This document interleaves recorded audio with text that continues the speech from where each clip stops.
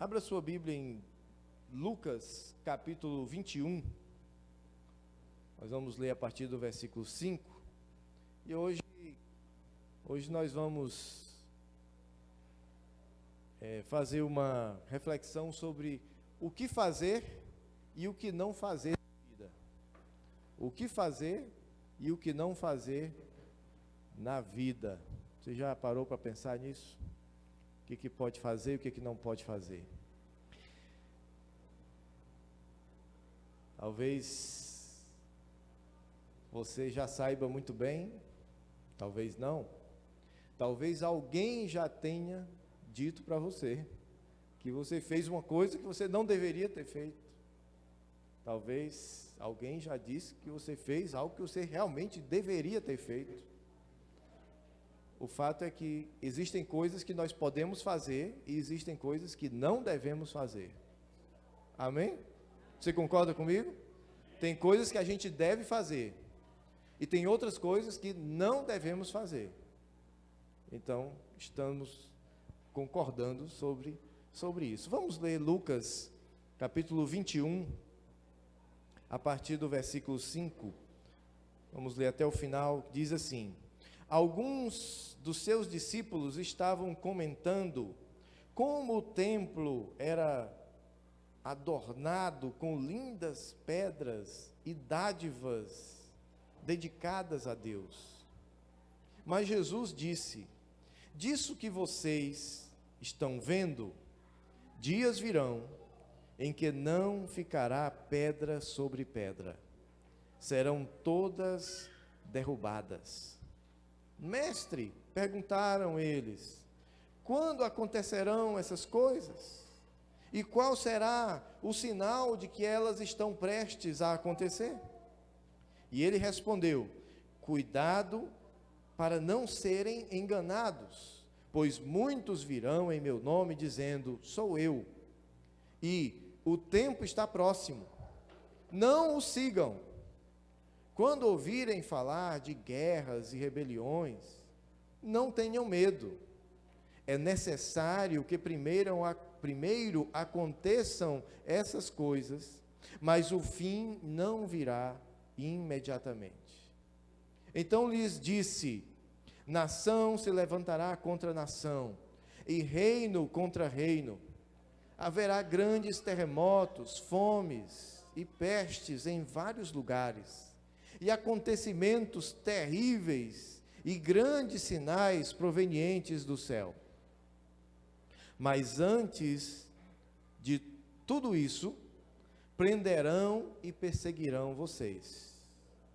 Então os entregarão às sinagogas e prisões, e vocês serão levados à presença de reis e governadores, tudo por causa do meu nome. Será para vocês uma oportunidade de dar testemunho. Mas convençam-se de uma vez de que não devem preocupar-se com o que dirão para se defender.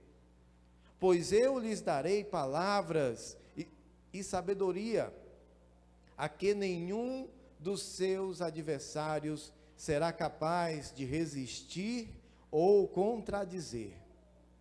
Vocês serão traídos até por pais, irmãos, parentes e amigos, e eles entregarão alguns de vocês à morte.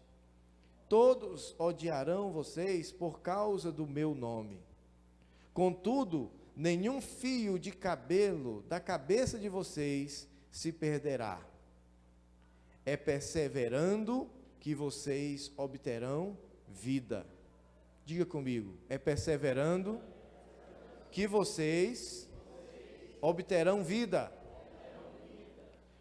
Quando virem Jerusalém rodeada de exércitos, vocês saberão que a sua devastação está próxima. Então os que estiverem na Judéia, fujam para os montes. Os que estiverem na cidade, saiam. E os que estiverem no campo, não entrem na cidade. Pois esses são os dias da vingança, em cumprimento de tudo o que foi escrito. Como serão terríveis aqueles dias para as grávidas e para as que estiverem amamentando. Haverá grande aflição na terra e ira contra este povo. Cairão pela espada e serão levados como prisioneiros para todas as nações. Jerusalém será pisada pelos gentios, até que os tempos deles se cumpram. Haverá sinais no sol, na lua e nas estrelas. Na terra, as nações se verão em angústia e perplexidade, com o bramido e a agitação do mar. Os homens desmaiarão de terror, apreensivos com o que está sobrevindo ao mundo, e os poderes celestes serão abalados.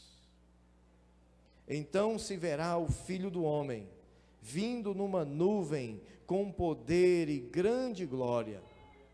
Quando começarem a acontecer estas coisas, levantem-se e ergam a cabeça, porque estará próxima a redenção de vocês. Ele lhes contou, então, esta parábola. Observem a figueira e todas as árvores. Quando elas brotam, vocês mesmos percebem e sabem que o verão está próximo.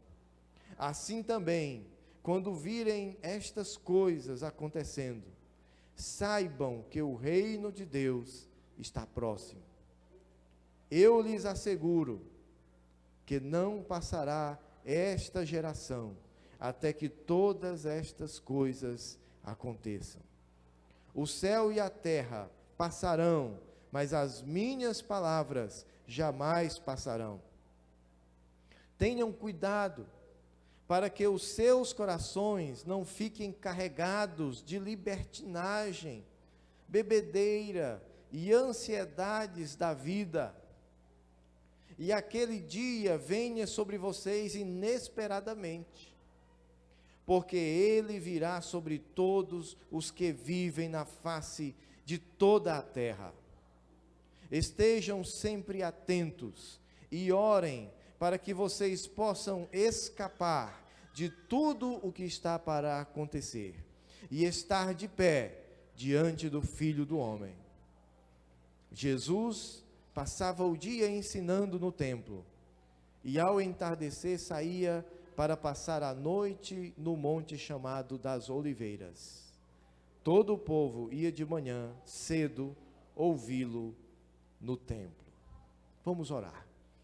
Senhor Jesus, essa passagem das Escrituras são úteis para o nosso ensino, como toda a Escritura o é. Nós te pedimos que o Senhor, portanto, nos ensine o nosso coração as riquezas que estão aqui nessa palavra. Fala, Senhor, a cada um de nós, em nome de Jesus. Amém. Jesus estava ensinando aqui aos seus discípulos coisas que iriam acontecer, estavam para acontecer. Algumas delas que já aconteceram um pouco depois, alguns anos depois de Jesus ter morrido, sido sepultado, sido ressuscitado e ter voltado aos céus.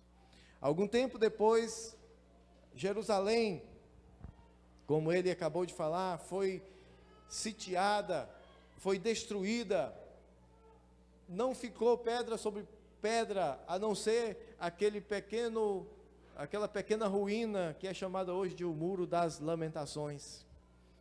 E o povo de Jerusalém, o povo de Israel, perdeu o seu espaço territorial, e como ele mesmo falou aqui nesse texto, o povo foi disperso por todas as nações, por toda a terra.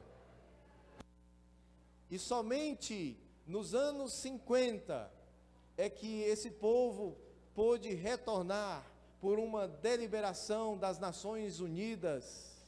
De nada vai adiantar se nós soubermos tudo o que vai acontecer e se nós não estivermos preparados para tudo o que vai acontecer. De nada adianta eu saber tudo das profecias de Daniel, de Apocalipse e todas as outras constantes nas Escrituras, e no dia do Senhor eu ser pego de surpresa, desprevenido, despreparado. Então, os ensinos do Senhor sempre vêm para nos encaminhar no caminho estreito, para nos fazer passar pela porta estreita e viver uma vida eterna com Ele. Amém? Então, alguém disse que se você pedir para que um cristão faça uma lista do que os crentes devem e do que os crentes não devem fazer, talvez você terá dificuldade em ouvir alguma coisa parecida com os 10 mandamentos. Porque todo mundo sabe o que o crente pode fazer e o que não pode fazer. E até mesmo o crente sabe também. Mas, se você se identifica como crente, e você pisar na bola, todo mundo vai saber que você pisou na bola. Mas talvez se a gente perguntar assim, o que o crente não pode fazer? Alguém vai dizer, o crente ele não pode beber. Outro vai dizer, o crente não pode fumar. Outro vai dizer, o crente não pode ir para a festa. Estão muito enganados, porque nós podemos ir para a festa, hein? E nós vamos, não é não? Pelo menos todo domingo a gente faz uma festa aqui. Fora outras, né? Talvez a gente vai começar a dizer coisas superficiais do estereótipo do que nós achamos que o crente deve ser, como o jeito de vestir, o jeito de andar, rotinas, mas dificilmente nós vamos encontrar profundidade nas respostas, e o que nós queremos é profundidade, porque o Senhor em toda a lei, Ele foi profundo, em todos os livros proféticos Ele foi profundo, Ele foi lá na raiz do problema. E qual é a raiz do problema? É o nosso coração, porque do nosso coração procedem as fontes da nossa vida. Então, Jesus mesmo nos ensinou, ele disse, como é que a gente resume todos os mandamentos? Como é que a gente resume toda a lei? Ele disse, tem 2 mandamentos, nós vamos resumir em 2. O primeiro grande mandamento, amarás ao Senhor teu Deus, sobre todas as coisas. Pronto. E qual é o segundo, e tão importante quanto o primeiro? Segundo Jesus, e amarás ao próximo como a ti mesmo. Mas isso é tão profundo, porque agora eu vou saber o seguinte, que tudo que eu fizer, e tudo que eu não fizer, terá que ser por amor a Deus, sobre todas as coisas. Mas eu amo tanto fazer isso, mas eu descobri que Deus não se agrada que eu faça isso, então não vou fazer, por amor a Ele. Mas eu gosto tanto, eu amo fazer essa coisa, mas eu descobri que quando eu faço, eu produzo tristeza nos meus irmãos, nos meus pais, na minha família, nos meus filhos. Portanto, por amor a eles, eu não vou fazer. E então nós encontramos aí os limites da nossa vida. Tudo que eu fizer, ou tudo que eu não fizer, tem que passar por esses 2 limites. Primeiro limite, o amor a Deus. Segundo limite, o amor aos meus irmãos, ao próximo. Então nós vamos encontrar aqui pelo menos 5 ensinamentos do que podemos fazer, ou do que devemos fazer, e do que não devemos fazer. Nós vamos passear um pouco aqui por esses por esses 5 ensinamentos. O primeiro, não siga líderes falsos. Eita, não siga. Porque tem líder falso e tem líder verdadeiro. Ele diz, não siga os falsos. Todo líder verdadeiro, ele vai te encaminhar para Jesus. Todo líder falso, ele vai te encaminhar para ele mesmo e depois para a perdição. Mas, qual é a coisa mais parecida com a verdadeira? É a falsa. Porque se ela não fosse parecida com a verdadeira, não seria falsa. Seria outra coisa. Quer ver? Imagine aí um relógio de marca. Qual é a coisa mais parecida com aquele relógio de marca? O pirata, o falsificado. Qual é a coisa mais parecida com um celular verdadeiro? O Xing Ling. Ele vai ter a aparência igualzinho. Mas na hora que você for manusear, você vai ver que a sensibilidade dele não é tão boa. A durabilidade da sua bateria talvez não seja tão boa. E o falso vai te deixar na mão na hora que mais você precisar. Já aconteceu com você? Então não compre mais coisa falsa. Então, nada mais parecido com o verdadeiro do que o falso. Porque o falso busca imitar o verdadeiro. Por isso é que é mais complicado a gente identificar os falsos líderes. Agora veja o que diz Marcos 13 e 22. Diz assim, porque se levantarão falsos cristos e falsos profetas, e farão sinais e prodígios para enganarem, se for possível, até mesmo os escolhidos. Nós, já pensou? A tentativa é de enganar a gente. Então, falsos profetas, falsos líderes, falsos cristos até.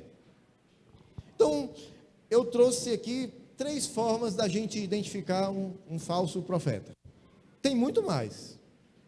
A Bíblia está cheia de instruções para a gente aprender. Mas se você perceber alguém por aí que tem uma dessas características, já dá para você descartar na hora, cortar pela raiz, né?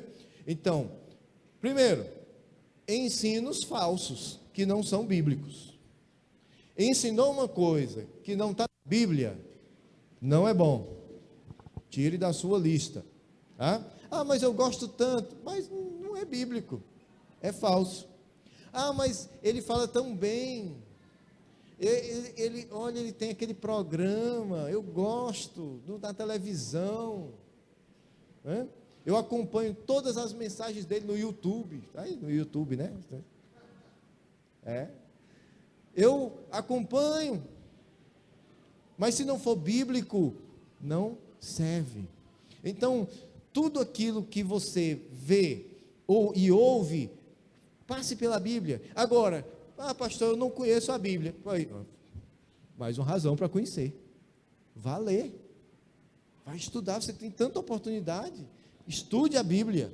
Leia em casa. Ninguém pode escravizar um povo que lê.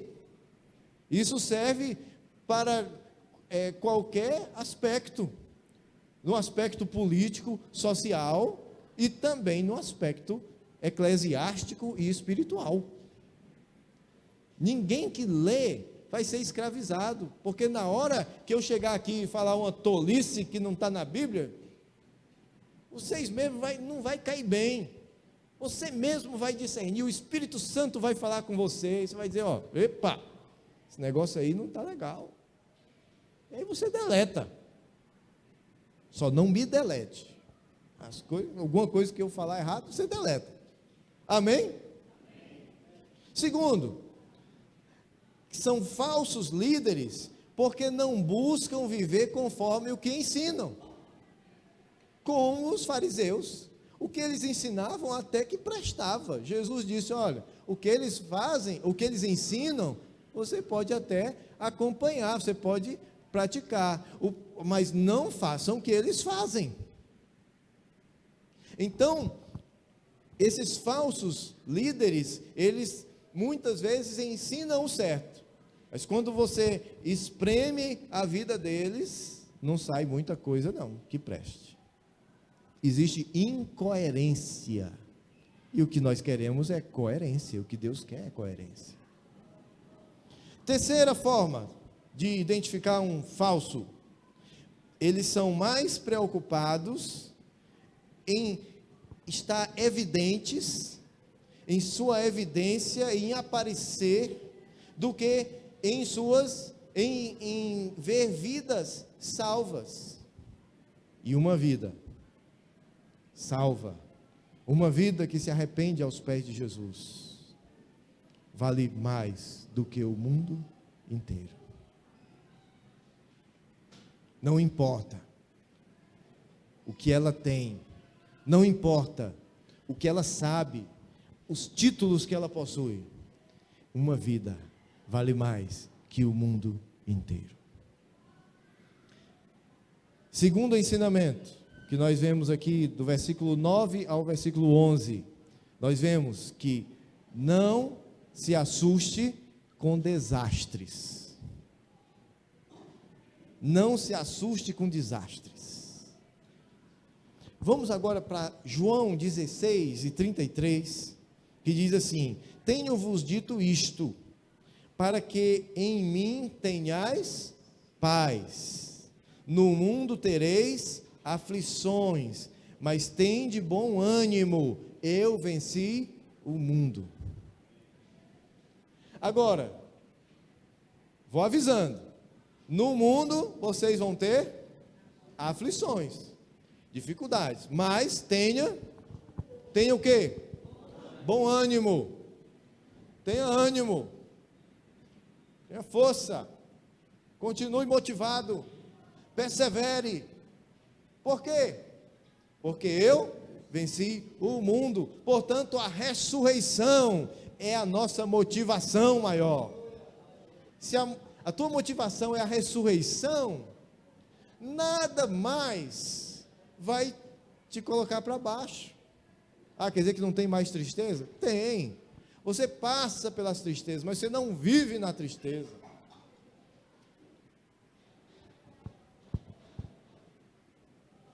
Tenha bom ânimo, eu venci o mundo.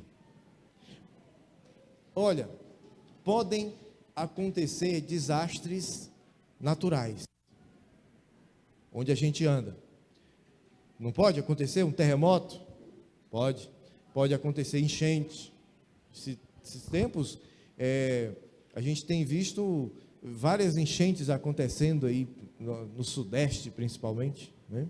Mas há alguns anos atrás, aconteceram umas enchentes aqui em Pernambuco. Os rios transbordaram e numa cidade mais ao sul de Recife, Barreiros, não tem? Barreiros, você que é quase um pernambucano, Barreiros, né? Barreiros, tinha uma igreja amiga nossa, e o rio transbordou, e o rio levou o local de reuniões da igreja, levou o templo, ficou tudo derrubado, os irmãos não tinham onde se reunir, e alguns dos irmãos também não tinham nem onde morar. Olha, pastor, e essas coisas acontecem com o crente? Acontece. O rio vem, ele leva, ele não vai desviar. Se o Senhor quiser, ele pode fazer desviar só na casa do sujeito ali, não pode? Pode. Mas na maioria das vezes, ele deixa o rio levar tudo. Se vai ter que levar. Até porque é uma boa oportunidade para ele ver como é que anda o nosso coração. Então ele diz: não se assuste, porque desastres podem acontecer. Mas só que existem desastres na nossa vida pessoal também. A gente perde emprego, a gente perde gente querida, a gente sofre, tem acidente que acontece, tem perdas de todas as formas, emocionais, materiais, físicas, financeiras. Existem perdas, existem desastres. E o que é que o Senhor nos ensina? Na hora do desastre, fique firme, continua firme. Na hora que está acontecendo a queda, está desaparecendo tudo, está desmoronando ao nosso redor, persevere.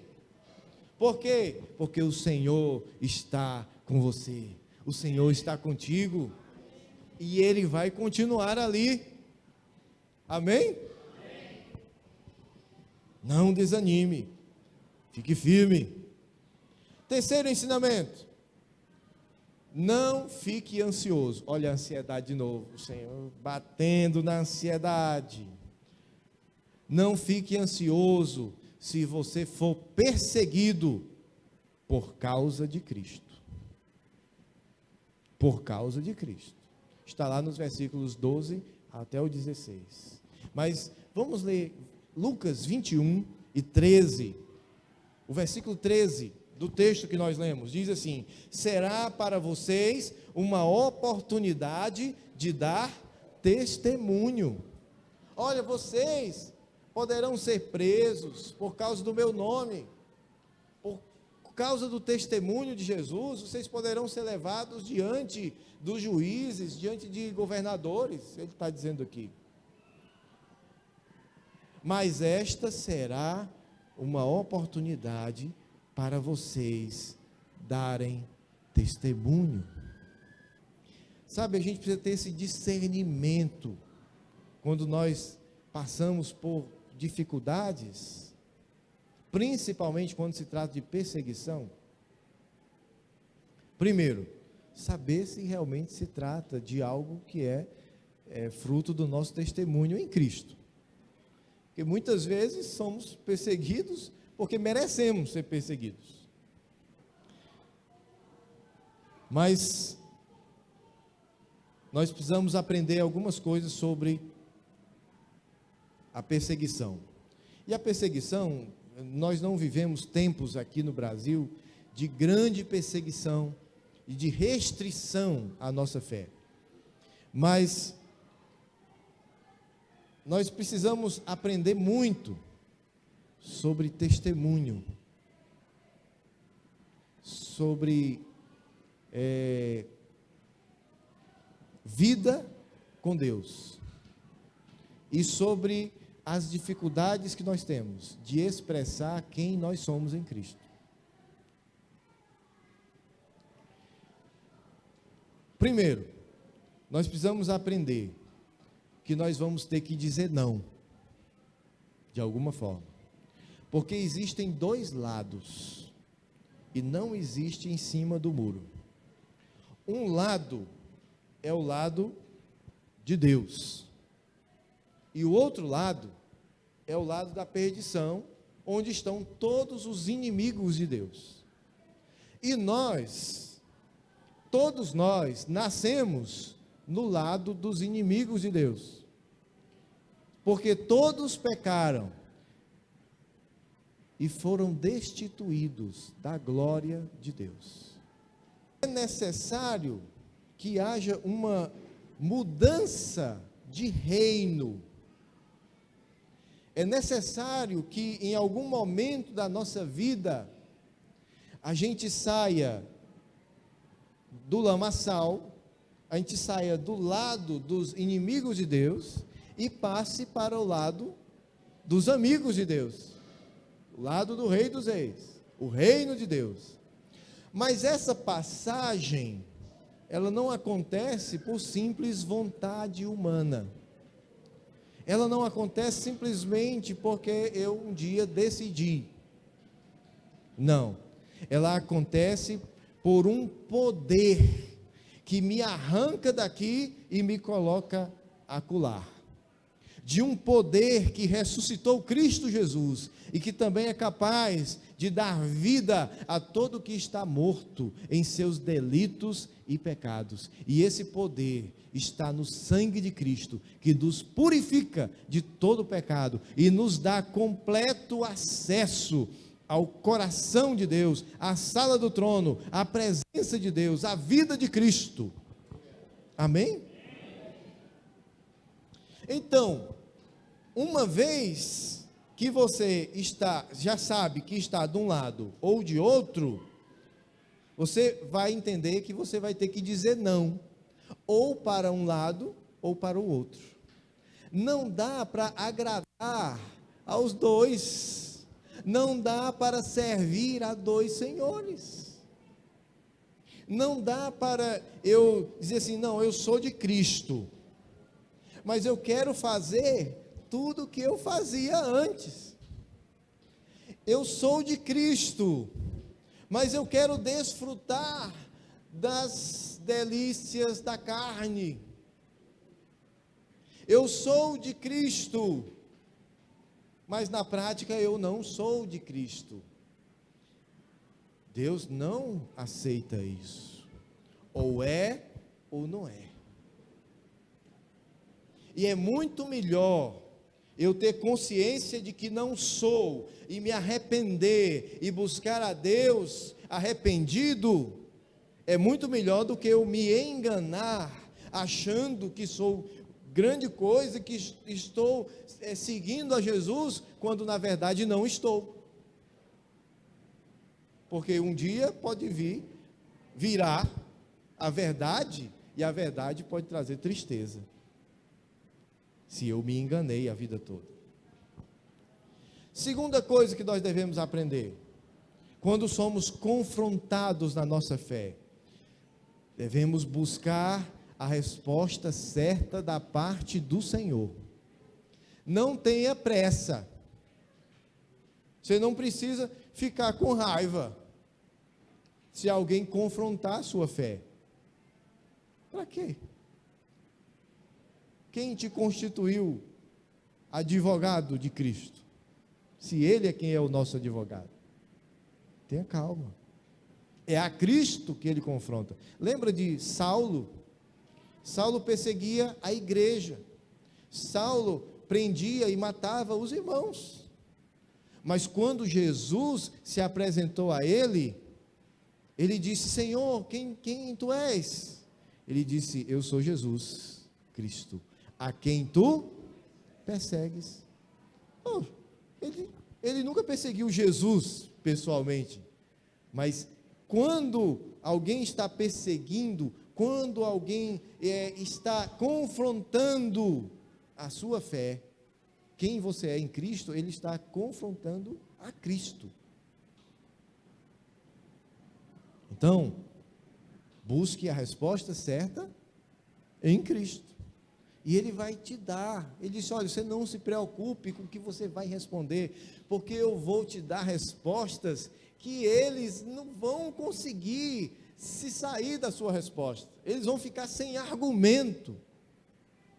O problema é que a gente anda com os nossos próprios argumentos. E quando a gente joga o nosso próprio argumento, sempre vai haver um argumento melhor. Deixa o Senhor colocar a palavra certa na sua boca. E terceiro, se não tiver a resposta, fique calado. Enquanto não tiver uma resposta bíblica, enquanto não tiver uma resposta que venha de Deus, fique calado, fique tranquilo e ore ao Senhor. Depois veja o exemplo lá nos primeiros capítulos do livro de Daniel. Você vai ver o que ele fazia, como é que ele fazia quando era confrontado. Mas vamos para frente. Quarto ensinamento de Lucas 21. Mantenha uma posição firme quando outros se virarem contra você. Quando se virarem contra você, quando te abandonarem, mantenha-se firme. Firme em quem? No Senhor. Firme no Senhor. E quer dizer que pode acontecer esse abandono? pode, é quase certeza que um dia vai acontecer algum abandono na nossa vida. Ou você acha que todo mundo que está ao seu redor vai continuar, que você não vai desagradar ninguém, e ninguém vai se desagradar de você? Acontece.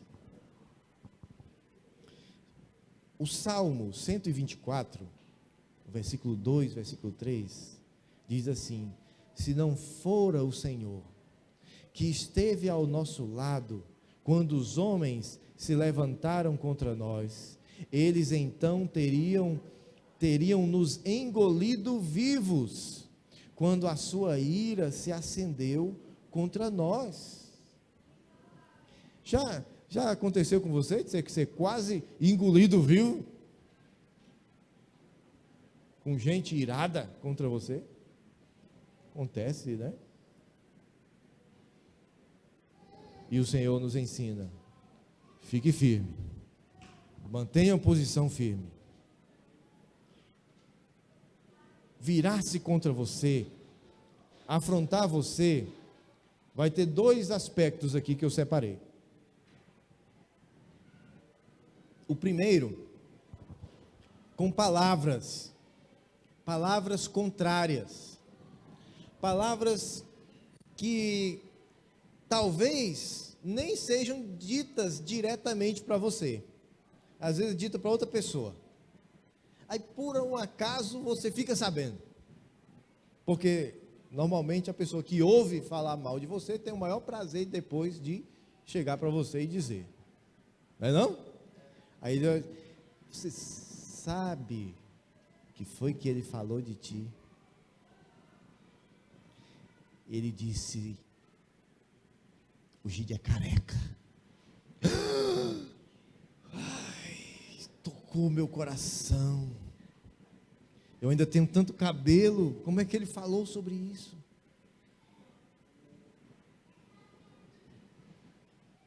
Acontece ou não acontece? Acontece.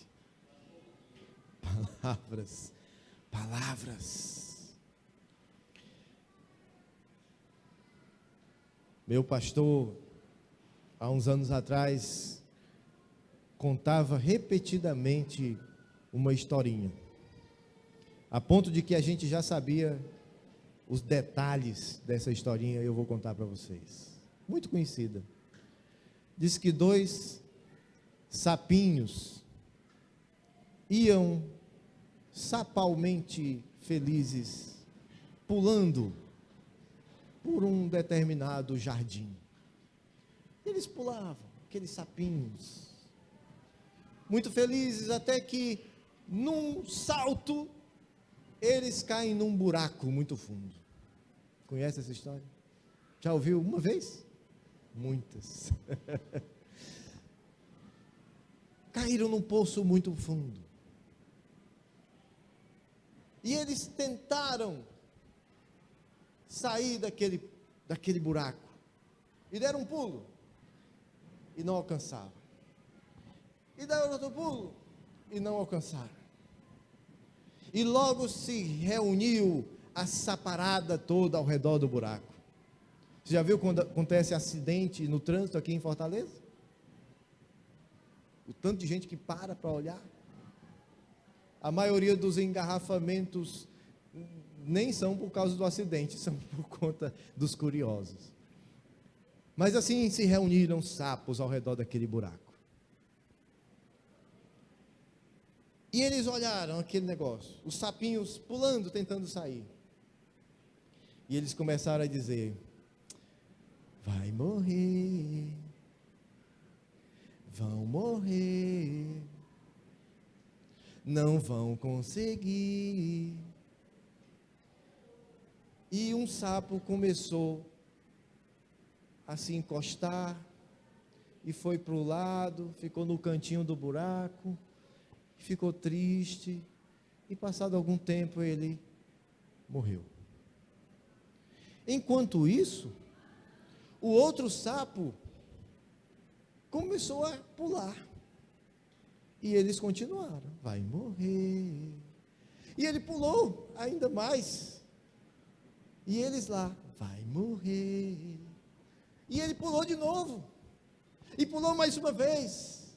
Até que num determinado pulo ele alcançou com a ponta dos dedos. Sabe, tem dedo? Com a pontinha dos dedinhos da pata do sapinho. Alcançou o fim do buraco. Segurou bem firme e conseguiu se apoiar e sair daquele buraco. E sabe qual era a diferença do sapo que morreu para o que conseguiu sair? É que o que conseguiu sair era surdo. Não ouviu as palavras desedificantes, destruidoras que estavam sendo lançadas sobre ele. Eu quero te convidar a ser surdo para essas palavras, porque você não pode evitar que elas sejam lançadas. Pode? Não, a pessoa vai falar. Às vezes a gente fica com raiva, a gente quer ir lá, não fale mais, você está errado. Aí vai piorar, mais fundo vai estar no buraco. Seja surdo para essas pessoas, para essas palavras. Por quê?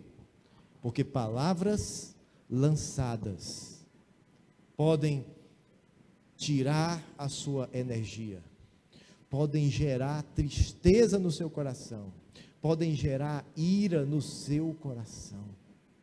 Principalmente, quanto mais amada é a pessoa que lança a palavra, mais o seu coração está aberto para receber essas flechadas venenosas. Então, feche o seu ouvido para isso. Não ouça e continue pulando. Amém? Outra forma, além das palavras, são atitudes, ações de abandono, ações de rejeição. Quando a pessoa não disse, mas você percebe que não é tão aceito assim como você gostaria. Mas logo ele, a quem eu dei tanto de mim, logo ela, que eu fui tão amiga dela. Pois é, mas você em um determinado momento cai a ficha e você percebe que aquela pessoa te rejeita. E aí? O que faz? Continue numa posição firme. Por quê? Porque se o Senhor te abandonasse, aí sim, você podia tremer nas bases, mas Ele nunca vai nos abandonar. Amém? E por fim, quinto, a redenção é completa, é maravilhosa e vai se concretizar na sua vida, mas ela só vai carregar 100% quando Cristo voltar.